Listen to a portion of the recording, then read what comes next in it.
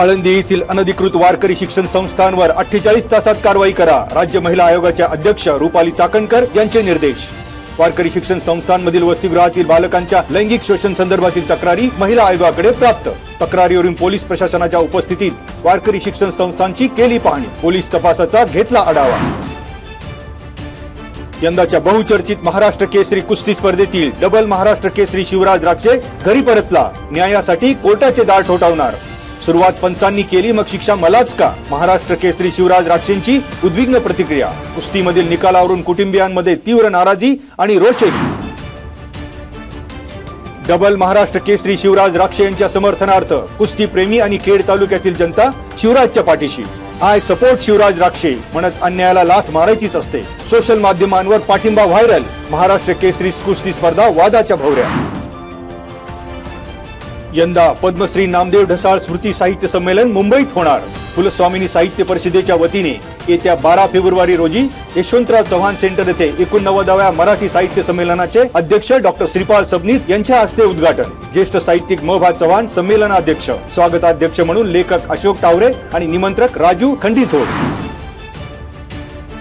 दोंदे गावातील सुरेखा पारधी या महिलेचे सोन्याचे मणी आणि महत्त्वाची कागदपत्र असलेली पिशवी गहाळ। बातमीदार तुषार मोढवे, दत्तात्रय कुटे यांनी सापडलेली पिशवी महत्त्वाच्या कागदपत्रांसह महिलेकडे केली सुपूर्द। मोढवे आणि कुटे यांच्या प्रामाणिकपणाचे होतंय कौतुक। ॲग्रीस्टॅक आणि फार्मर आयडी साठी राजगुरुनगर शहरात प्रशासनाच्या वतीने जनजागृती फेरी, तहसीलदार ज्योती देवरे यांची माहिती। शहरातील जनजागृती रॅलीमध्ये शेतकऱ्यांनी सहभागी होण्याचं केलं आवाहन। राजगुरुनगर येथील सरसेनापती हंबीरराव मोहिते विधी महाविद्यालयाचा भीमाशंकर करंडक स्पर्धेत दबदबा।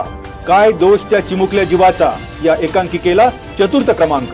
दीपाली कंद लिखित कथेला सर्वोत्तम पारितोषिक। प्राध्यापक प्राजक्ता घोलप यांना उत्कृष्ट कला शिक्षक सन्मान। वक्तृत्व स्पर्धेत महेश गिरी यांचं यश।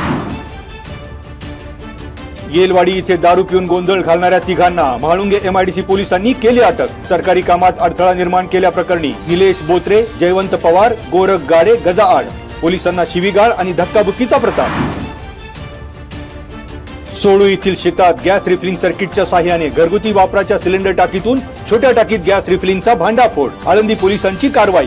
मारुती लखन गावे याला बेड्या। अवैध गॅस साठा आणि साहित्यातून बेकायदा उद्योगावर कारवाई।